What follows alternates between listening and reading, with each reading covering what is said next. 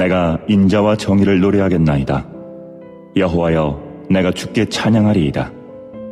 내가 완전한 길을 주목하오리니 주께서 어느 때나 내게 임하시겠나이까.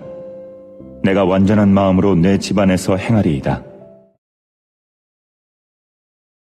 오늘 참 잘 오셨는데요. 우리 한번 따라해 볼까요? 하나님의 말씀은 내게 능력이 됩니다. 네. 성경을 보면 하나님의 이름이 나오잖아요. 하나님의 이름이 뭔가요? 하나님의 이름은 우리는 이제 하나님 이제 이렇게 부르지만 성경을 보게 되면 성경에는 하나님의 이름이 이제 기록되어져 있죠. 이제 먼저 히브리어 이렇게 성경에 보면 하나님께서 창조하실 때 그 하나님을 우리는 그냥 하나님 이렇게 나와 있지만 히브리어 이 성경에 보면 엘로힘 그렇게 나와 있어요. 또 구약에서는 그 하나님을 이제 야훼, 여호와 이제 이렇게 부르죠. 그 신약에 와서는 하나님을 예수님 이렇게 불러요. 그리고 지금 신약 시대에 와서는 그 하나님을 우리는 성령님 또 이렇게 부릅니다. 왜 이렇게 하나님의 이름이 성경에는 각기 다르게 기록되었을까? 우리는 하나님 이렇게 하나로 부르는데 왜 성경에는 하나님의 이름이 이렇게 각기 달리 기록되어져 있을까? 이것은 하나님께서 행하신 사역과 관련이 있습니다. 하나님께서 행하신 사역은 저와 여러분을 구원하시는 사역이에요. 저와 여러분에게 영원한 생명을 주시는 그 사역이에요.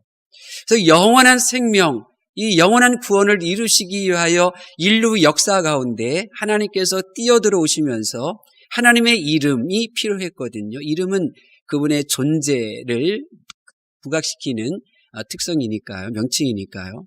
그래서 이 세상을 창조하실 때의 하나님의 그 능력, 없는 것을 있게 하시는 하나님의 그 능력을 표현하기 위하여 히브리어 능력이 엘인데 엘의 복수형인 엘로힘 이렇게 하나님의 명칭을 정한 거예요.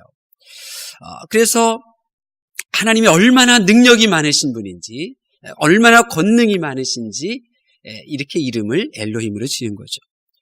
그리고 하나님께서 이 죄악 가운데 살고 있는 이들을 구원하기 위하여 아브라함을 부르시고 또 하나님의 사람들을 부르실 때에 또 그들을 이끄실 때에 보여주신 하나님의 이름은 야훼였어요. 이스라엘 백성들을 구원할 때 모세가 하나님께 질문 던지잖아요. 당신의 이름이 뭡니까? 나 야훼다. 스스로 있는 자다. 스스로 있는 자. 스스로 있는 자는 영원한 생명이 그분께 있는 거거든요. 영원한 거예요. 영원전에 존재하셨고 영원까지 계시는 영원한 분. 그렇기 때문에 우리가 그분의 영원한 이 생명, 그분의 풍성함을 이제 이렇게 믿고 따를 수 있도록 야훼라는 이름을 허락해 주셨어요. 그리고 신약 시대에 와서 예수님을 이제 예수님이다 딱 이렇게 이름을 붙인 이유가 뭐예요? 예수라고 하는 이름의 뜻은 자기 백성을 저희 죄에서 구원할 자이거든요. 그래서 예수님이라는 이름으로 하나님께서 인류 역사에 계셨던 거죠. 지금은 내 안에 성령님이 계셔서 나를 하나님의 나라로 이끌고 가시는 거죠. 매일매일 하나님과 동행하며 하나님께 이끄는 하나님의 이런 보혜사 성령님이 되는 거예요. 이 모든 부분들은 다 하나님은 똑같은 분이신데 저와 여러분을 구원하기 위한 이 구원 사역을 펼치실 때의 그러한 역할을 때문에 우리에게 들려주신 하나님의 이름이에요. 그렇다고 하면 구원 사역이 다 완성되어져서 저와 여러분이 영원한 천국에 들어가게 되면 하나님의 이름은 어떻게 불려지게 될까? 요한계시록 19장 13절에 또 그가 피 뿌린 옷을 입었는데 그 이름은 하나님의 말씀이라 칭하더라. 예수님의 이름이 뭐라고요? 하나님의 말씀. 그러니까 하나님의 나라, 하나님의 왕국은 하나님의 말씀이 충만한 거예요. 그러니까 여러분이 하나님의 말씀을 하찮게 여기시면 안 돼요. 1.1억이라도 떨어지지 않는다 예수님이 말씀하셨거든요. 그러니까 하나님의 말씀을 우리가 귀하게 여겨야 돼요. 그 나라는 하나님의 말씀 그 자체인 나라이기 때문에 그런 거예요. 자, 그렇다고 하면 여기서 우리 한번 생각해 봐야 될 것이 있어요. 그러니까 하나님은 하나님의 이름과 동격이라는 거예요. 놀라운 거죠.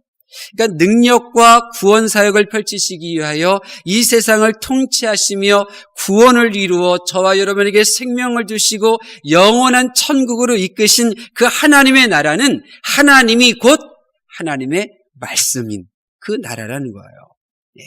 하나님의 말씀이 곧 하나님이시며 하나님의 말씀이 곧 하나님의 능력이라는 거죠. 그래서 성경을 보면 하나님이 이 능력 있는 분인데 곧 하나님의 말씀을 통해서 그 능력을 이루어가는 이야기가 가득해요. 성경에 보면 이 세상을 창조하실 때 하나님께서 뭘로 창조하셨나요? 하나님의 말씀으로 창조하신 거예요. 그 말씀 자체가 곧 능력이라는 사실을 성경은 계속해서 기록하고 있어요. 왜 그러냐? 왜 하나님이 능력의 하나님이신데 그 능력을 하나님의 말씀을 통하여 성취시켜 나감으로 하나님의 말씀이 능력이 있다는 것을 계속해서 성경에 기록하시고 우리 성도들에게 들려주시느냐? 목적이 있는데 그 목적이 뭐냐면 저와 여러분을 변화시키기 위해서요. 성경에 하나님의 말씀이 얼마나 능력이 있는지 기록하신 이유는 그 하나님의 말씀을 읽는 성도들에게 믿음을 주어서 그를 새로운 사람으로 새로운 피조물로 계속해서 바꾸는 거예요. 이런 하나님의 의도가 예수님 이 바울사도의 말로 딱 드러나잖아요. 누구든지 그리스도 안에 있으면 새로운 피조물이라 그랬다. 예수는 누구예요? 말씀이 육신이 되어 오신 분이거든요. 이게 말씀을 통하여 우리는 새로워지는 거예요. 자, 그러면 오늘 말씀은 어떤 내용이냐면 하나님의 말씀이 능력인데 그 하나님의 말씀이 내게 임하면 하나님의 말씀의 그 능력이 나를 어떤 사람으로 바꾸어주는지에 대하여 말씀하고 있는 거예요. 그러니까 하나님의 말씀이 내게서 능력으로 나타나게 될 때 나는 이런 사람으로 바뀌어져요. 어떤 사람인가요? 1절 말씀 볼까요? 1절 말씀 시작. 내가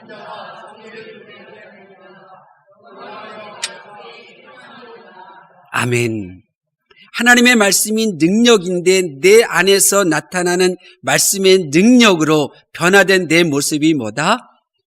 찬양하는 사람이 된다는 거예요. 하나님을 찬양하는 사람. 여러분, 찬양은요, 내가 드릴 수 있다고 해서 드릴 수 있는 게 아니에요. 모든 사람이 목소리 좋다고 다 하나님을 찬양할 수 있는 게 아니에요. 사람들이 찬양을 하지 못하는 이유는 그 마음이 시끄러워. 그 마음이 이런저런 삶의 이야기로 무거워. 그래서 하나님을 지금 보지 못해요. 그래서 찬양을 못하는 거예요. 사람들의 소리에, 이 사람들의 소리에 귓가에 맴돌고 있는 한 하나님의 말씀이 임하지 못하기 때문에, 들리지 않기 때문에 그 사람은 찬양하지를 못해요. 예외 없이 사람들이 환경의 소리만 듣고 있다면 찬양하기가 힘든 거예요. 이런 거잖아요. 혈이 막히면 우리가 몸이 불편하잖아요. 마찬가지예요. 이 걱정과 두려움, 사람의 소리들로 내 안에 가득 차고 있으면 이 찬양이 내 심령을 흘러나와서 하늘보자로 울려보내는 그 찬양을 결코 드릴 수가 없는 거예요. 세상 사람들은요, 명상이라는 거를 해요. 왜 명상을 하냐면 자기의 마음의 소리를 듣기 위해서 그런 거예요. 그래서 CEO들, 요즘 미국, 인텔이, 하여간 많은 사람들이 이제 이 명상을 위해서 시간을 내요. 명상은 두 눈을 감고 가만히 자기 내면을 들여다보는 거잖아요. 자기 내면의 소리를 들어요. 사업가라면 두 눈을 감고, 내가 오늘 뭘 해야 하나? 질문을 딱 던지는 거죠. 또, 내 마음이 불안하고 걱정이 있으면 눈을 감고 나에게 던지는 거예요. 너 왜 이렇게 긴장했니? 또 뭐가 이렇게 두렵니? 뭐가 불안한 거야? 자기 자신에게 질문을 던지고 가만히 이렇게 있으면 이제 자기의 내면의 소리가 들리는 거예요. 네가 잘해보려고 하니까 이렇게 지금 긴장하고 있는구나. 이렇게 자기 자신의 모습을 볼 수가 있어요. 그런데 이 하나님의 말씀을 듣지 않고 이 명상을 해서 내 내면의 소리를 듣게 되면 바로 뛰쳐나가서 자기가 스스로 문제를 해결하려고 행동을 해요. 행동을 해요. 그런데 이 하나님이 어떤 분인지 이 말씀을 들은 상태 속에서 내가 명상을 하게 되면, 그러면 내가 이런저런 일로 내가 힘들어, 이렇게 내면의 소리를 들을 때에 이 나를 힘들게 하고 나를 불안하게 하는 이 정체를 나의 내면이 보여줄 때에, 그럴 때에 이 내가 들었던 말씀이 이제 나를 움직여서 그 모든 불안과 두려움을 한꺼번에 들고 하나님 앞에 찬양을 올려드리는 거예요. 찬양을 올려드려요. 하나님의 말씀을 들은 사람이 나의 내면의 소리를 듣게 될 때 나의 영의 소리까지 듣게 되고, 그때 비로소 나를 도우시는 하나님 앞에 찬양을 올려드리게 되는 거예요. 예를 들어 낙심해서 힘들어하고 있을 때, 그럴 때 이 명상을 하는 이 하나님의 사람이 이 정체가 드러나거든요. 이 낙심 때문에 내가 힘들구나. 이렇게 될 때 그의 영혼이 찬양을 하기 시작하는 거예요. 찬양하라 내 영혼아. 자기가 자기 영혼에 대하여 명령을 내리며 하나님 앞에 찬양을 그냥 터져 올려드리는 거예요. 말씀이 있기 때문에 그런 거예요. 이 말씀이 있는 사람은 자기의 내면의 이 근심과 낙심한 그 모든 일들로 인해서 불안하다는 것이 드러났을 때, 이 말씀이 있는 사람은 바로 하나님 앞에 찬양을 올려드리는 거예요. 평화,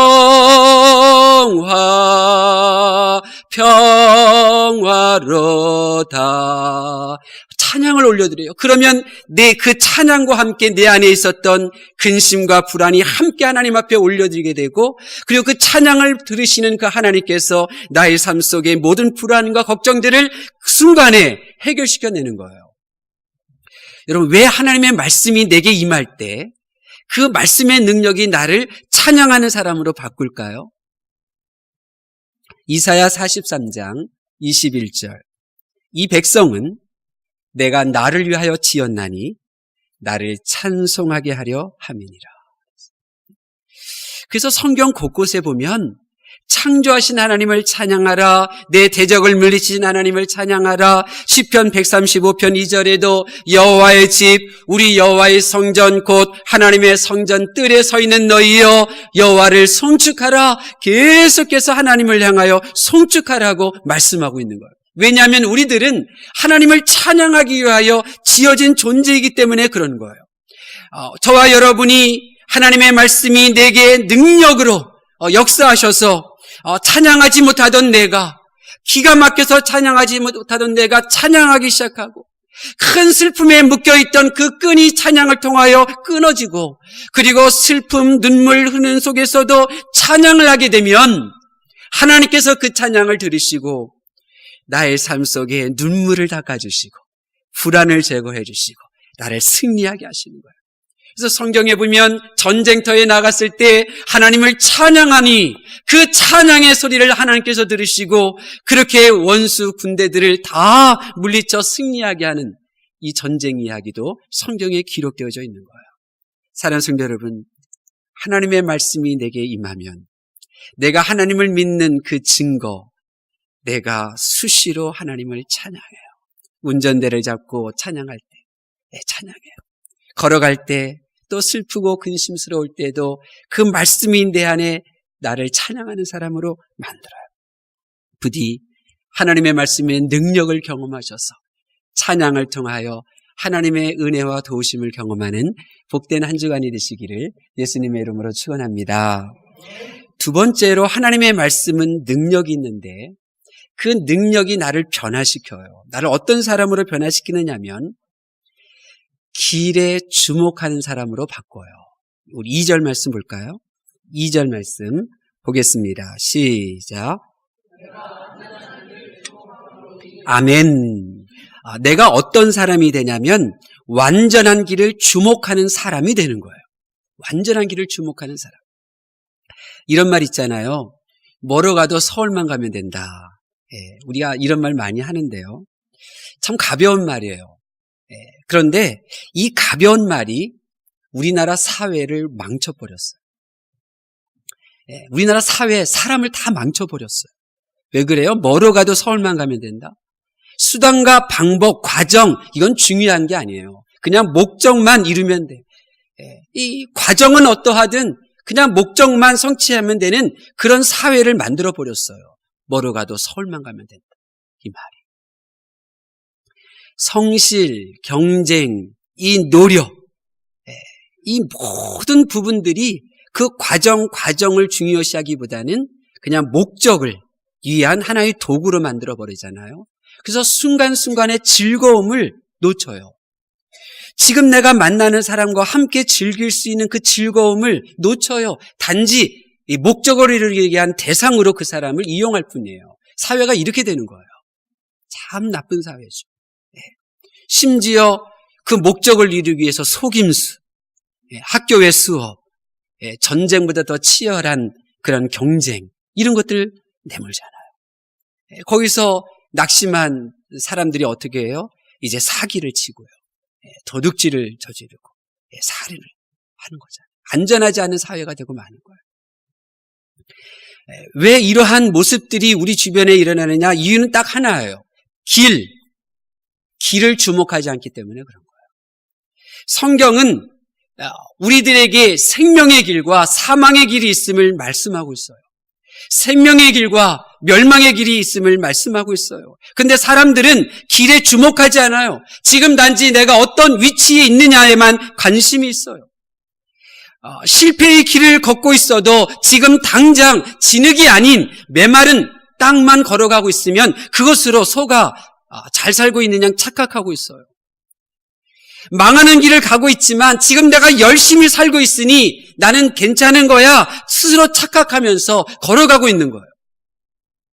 내가 어떻게 사느냐보다 중요한 것은 지금 내가 어떤 길을 걸어가고 있느냐예요. 속으시면 안 돼요. 길을 보셔야 돼요. 나의 성실을 논하지 마세요.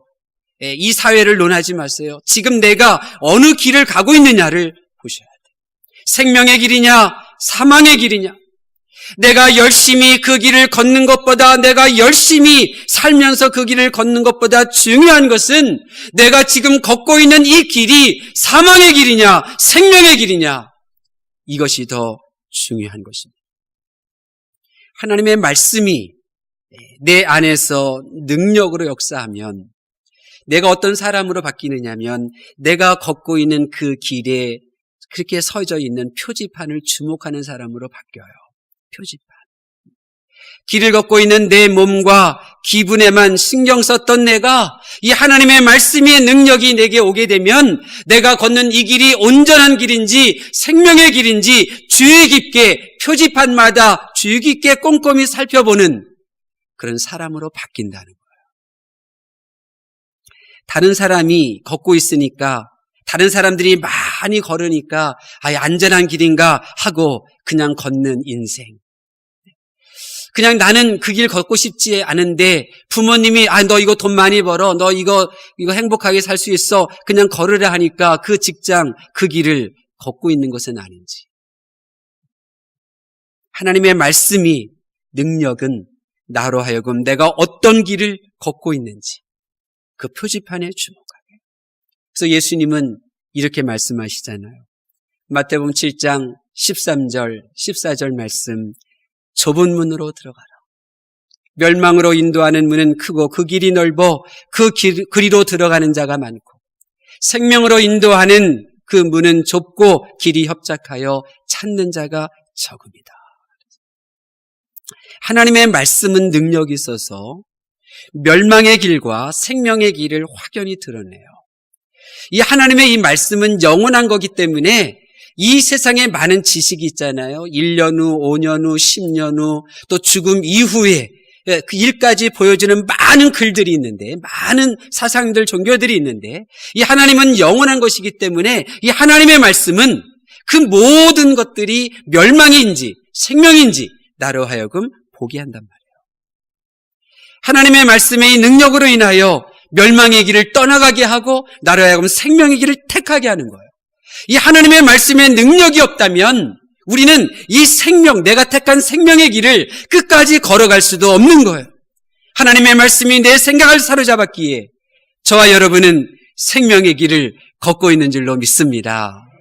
마지막으로 하나님의 말씀이 능력이 있어요. 우리 2절 다시 한번 볼까요? 2절 말씀 보겠습니다. 시작.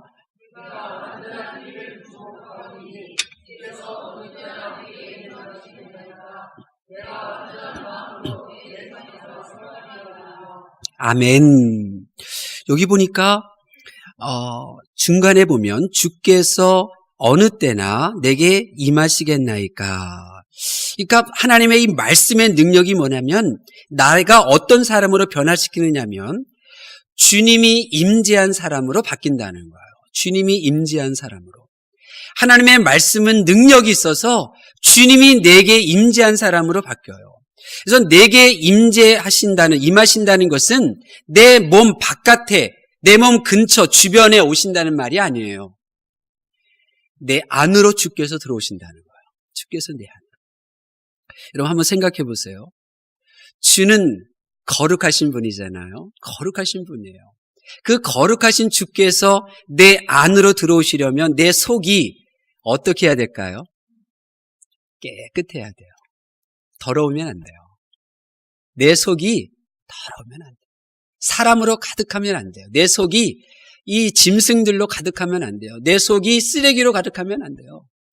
무슨 말이냐면 내가 살면서 이 세상이 나를 대한 것으로 인해서 내 겉모습은 온유하지만 속사람은 아주 맹렬한 사자가, 짐승이 내 안에 들어올 수 있어요. 내가 이 세상 살면서 내게 그 수많은 그 쓰레기와 같은 감정들이 다 내 안에 채워질 수가 있어요. 그런 상태로는 주께서 내 안에 들어올 수 없다는 거예요. 들어올 수 없어. 깨끗해야 돼요. 또 주께서 내 안에 들어오신다고 하면 사람의 몸이어서는 안 돼요. 제가 어떻게 이 몸을 가지고 장로님 몸 안으로 들어갈 수 있겠어요? 몸으로는 못 들어가는 거예요. 그럼 주가 누군가? 또 그 주께서 내 안에만 들어오고 그럼 다른 분 안에는 안 들어가면 되겠어요? 내 안에도 들어오시고 모두 각 사람에게 다 들어가셔야 된단 말이에요. 그러면 이 주는 누구죠? 주는 누굴까요? 네, 맞아요. 성령님. 예수님께서 보내주시겠다고 약속하신 성령 하나님이에요. 예수님의 영, 그리스도의 영, 진리의 영, 보혜사이신 나를 도우시는 거룩한 영, 성령 하나님께서 영으로 내 안에 들어오시고 각 사람 안에 거하시고 임재하시는 거예요. 내 안에 임재하여 거하고 계신 그 성령 하나님, 그렇게 되라고 예수님께서 내 안에 있는 모든 죄 다 감당하시고 내 속을 깨끗하게 씻겨주신 거예요. 그래서 이제 내가 하나님 나라로 가는 것이 너에게 유익이다. 왜냐하면 그래야 하나님께서 보혜사 성령님을 너에게 보내주시기 때문이다. 말씀하신 거예요. 네. 내 안에 임재하여 거하고 계신 성령 하나님께서 나의 생각, 나의 손과 발, 내 입술을 주장하심으로 내 집 안에서 온전한 마음으로 행하게 될 그 날이 어느 때입니까? 지금 2절 하반절에 그렇게 고백하고 있는 거예요. 근데 여기서 집은요, 이스라엘 사람들에게 있어서 이 집은 자기가 살고 있는 집을 의미하지만 그러나 더 그들이 고백하는 이 집은 성전을 의미하는 거예요. 성전을. 그렇기 때문에 여기서 말하는 이 집은 당연히 성전인 교회를 말하는 거예요. 다시 말씀드리면 성령님이 내 안에 오셔야 내가 교회 생활을 어떻게 할 수 있느냐? 온전한 마음으로 행할 수 있다는 거예요. 성령의 사람은 교회 안에서 완전하게 하나님 보시기에 사랑스러운 모습으로 행하려 하지만 성령이 없는 사람은 자신의 기쁘게 하는 모습으로 행할 뿐이에요. 성령의 사람은 내가 편하고 대접받고가 아니라 그냥 하나님을 기쁘시게 하는 일, 하나님께 기쁨이 되는 일, 하나님께서 선하게 여기시는 그 일에 관심이 있고 그 일을 하려고 하는데 이 성령이 없는 사람은 교회의 일을 자기 육체의 만족을 위하여 그냥 그렇게 행하는 거예요. 그렇기 때문에 이 말씀이 내게 들려지면 반드시 그 말씀은 능력이 있어서 나를 어떤 사람으로 만드느냐? 성령 하나님의 영향을 받는 사람으로 나를 새롭게 바꾸는 거예요. 그래야 온전한 교회 생활을 할 수 있기 때문에 그래요. 그러므로 교회 생활하는 성도들은 반드시 성령 체험을 해야 할까요? 안 해도 될까요? 반드시 하셔야 돼요. 반드시 하셔야 돼요. 내 자아, 내 환경, 내 형편이 나를 이끄는 것이 아니라 내 안에 계신 성령님께서 나를 이끄셔야 나를 통하여 교회에 유익이 있고 덕이 세워지고 하나님이 드러나는 거예요. 하나님이 하시는 일들이 드러나요. 그렇기 때문에 성령 하나님을 체험하지 않으면 안 돼요. 부디 여러분들은 이번 한 주간 동안도 성령 하나님을 사모하시고 성령 하나님의 임재를 구하는 기도를 올려드릴 수 있기를 바랍니다. 성령 하나님이 내게 임하시면 성령 하나님은요, 예수님의 말씀을 생각나게 해요. 또 나의 죄를 책망해요. 이 성령 하나님이 하시는 일이 그거예요. 주님의 말씀을 생각나게 하고 죄에 대하여 의에 대하여 책망하셔요, 나를. 그렇기 때문에 성령님께 책망받은 나는 교회 생활을 어떻게 할 수 있어요? 하나님 보시기에 완전한 마음으로 교회 생활을 할 수가 있는 거예요. 그래서 집안에서 내가 완전히 행하겠습니다. 이렇게 고백할 수 있는 거예요. 부각교회로 부름받은 성도 여러분, 하나님께서는 이 우상의 골짜기, 사람의 소리가 가득한 이곳에 말씀 중심의 부각교회를 세우셨어요. 왜 그래요? 말씀은 능력이기 때문에 그래요. 여러분, 과연 하나님의 말씀은 능력이에요. 하나님의 말씀에 순종할 때 홍해가 갈라지고, 하나님의 말씀에 순종할 때 여리고성이 무너지고, 하나님의 말씀에 순종할 때 전쟁에서 승리하고 질병에서 고침을 받았어요. 말씀의 능력을 경험하는 여러분들이 되실 수 있기를 바랍니다. 무엇보다도 하나님의 이 말씀의 능력을 경험하여 찬송하지 못하던 나의 입술이 열려 찬양하는 사람으로 멸망의 길에서 돌이켜 생명의 길로 걷는, 나아가 성령으로 가득하여 성령의 열매들과 성령의 은사들을 드러내는 그런 변화된 삶을 살아가는 저와 여러분이 되시기를 예수님의 이름으로 축원합니다. 그러므로 하나님의 말씀을 경청하는 성도 여러분, 세상 사람들과 달리 저와 여러분들의 주된 관심은 내게 과연 하나님의 말씀이 있느냐 없느냐 이거예요. 과연 나에게는 하나님의 말씀이 있을까? 약한 나로 실망하고 그리고 좌절할 때 나를 강하게 해주시는 그 하나님의 말씀이 내 안에 있는가? 어리석은 나로 하여금 이렇게 사람들에게 무시당하며 그렇게 살다가 그냥 망치는 것이 아니라 나로 하여금 지혜롭게 처신할 수 있도록 도와주시는 그 하나님의 말씀이 나의 생각 속에 있는가? 우리가 살펴봐야 돼요. 여러분에게는 하나님의 말씀이 있습니까? 내가 지치고 힘들 때, 내가 쓰러져 다시 일어설 힘이 없다고 포기하고 그렇게 싶을 때, 하나님은 멀리 계신 것 같고 그냥 나를 힘들게 하는 사람의 소리만 들리고 보일 때, 바로 그때 나에게 새 힘을 주시고 내가 다시 일어날 용기를 품게 하시는 그러한 하나님의 이 말씀이 내 안에 있느냐는 말이에요. 요셉에게는 하나님의 말씀이 있었어요. 형들이 죽이려고 하고 그리고 그렇게 노예로 팔아버릴 때 배신감에도 절망감에도 그 모든 것을 이겨낼 하나님의 말씀이 있었어요. 혈혈단신 노예로 팔려가 노예로 무시당하고 사람들에게 험한 말 듣고 고픈 배를 움켜쥐고 그렇게 잠을 청하는 그런 나날들이 지속될 때에도 그 모든 것들을 견뎌낼 하나님의 말씀이 요셉에게는 있었단 말이에요. 내게도 하나님의 말씀이 있어야 돼요. 그러면 내게 반드시 있어야 될 하나님의 말씀이 무엇일까? 세상 살면서 지치고 상처 입은 내 마음을 새롭게 하시는 그 하나님의 말씀, 내 암울한 현실 속에서도 기뻐하고 감사할 수 있는 사람이 되게 만드는 그 하나님의 이 말씀, 사람들이 날 무시하고 힘들게 한 그에게 여전히 겸손히 고개 숙일 줄 알고 온유하게 말할 줄 알고 따뜻한 손길을 내밀 줄 아는 그러한 사람이 되기 위한 이 하나님의 말씀이 무엇일까? 우리 1절 말씀 볼까요? 1절에 하나님의 이 말씀이 나와요.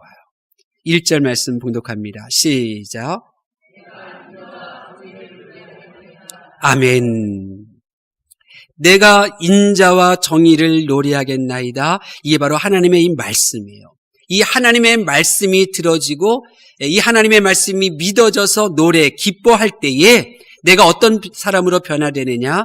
1절 하반절에 찬양하는 사람으로, 2절 상반절에 생명길을 걷는 사람으로, 하반절에 성령 충만한 사람으로 내가 새로워진다는 거예요. 그럼 내가 이렇게 새롭게 나를 변화시켜주는 하나님의 말씀이 뭐냐? 1절 앞부분에 보니까 인자와 정이에요. 인자와 정. 인자가 뭐예요? 사람에 대한 하나님의 사랑이에요. 사람에 대한 하나님의 사랑. 정의가 뭐예요? 사람의 죄에 대해 하나님께서 십자가 대신 지신 사건이 정의예요. 사랑하는 성도 여러분, 하나님께서 날 사랑하셔요. 만왕의 왕, 온 우주의 주인이신 그 하나님께서 나 하나를 사랑하셔요. 이게 나를 변화시키는 말씀이에요. 날 사랑하시는구나, 그분이. 날 사랑하시는 그분의 사랑 안에서 나는 달라져요. 새로워져요. 아, 그분께서 내가 져야 할 죄값을 다 지셨구나. 내가 당할 고난, 내가 죽어야 할 그 자리에서 예수님께서 대신 그렇게 죽으셨구나.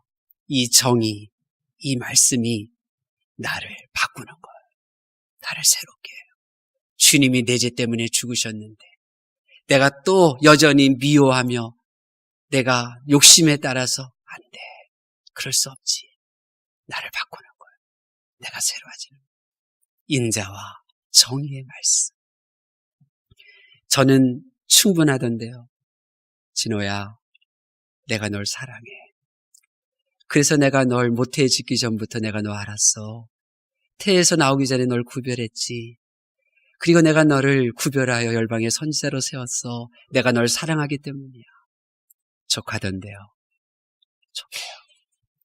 주님이 내 죄를 다 해결하셨어.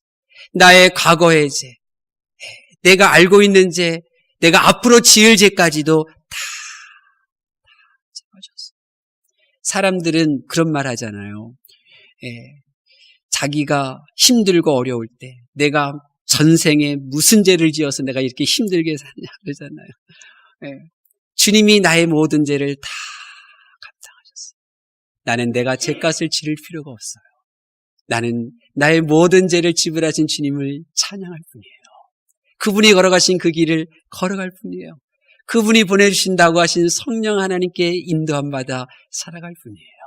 그러면 영원한 하나님의 나라에 하나님, 신이신 하나님의 자녀인 신이 되어 영원히 천사들을 다스리게 되는 거예요. 좋게요. 충분해요. 부디 사랑하는 성도 여러분, 내가 힘들고 어렵고 슬프거나 노할 때 찬양하는 생활 하고 싶지 않으세요? 내가 생명의 길로 또 나를 이끄시는 성령의 열매와 은사를 드러내는 삶 살고 싶지 않으세요? 그러면 말씀 안에 머무셔요. 십자가, 그 사랑에서 떠나가지 마셔요.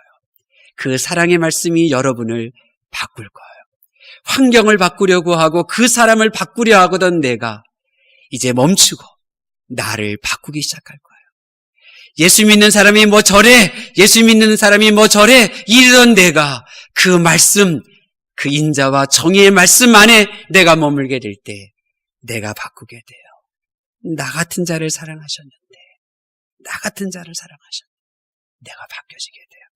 부디 하루하루 변화되어져 가는 내가 행복하고 또 행복해하는 나를 바라보시는 하나님께서 미소 짓는 이런 삶을 살아보십시오. 하나님의 나라가 이 땅에 이루어지게 될 줄로 믿습니다. 더 큰 말씀의 능력이 나타나 병든 자가 고침받고 닫힌 문이 열려지게 되고 또 만나야 될 사람들 만나고 우리의 뜻이 이루어지는 풍성한 삶을 누리게 될 줄로 믿습니다. 기도하겠습니다.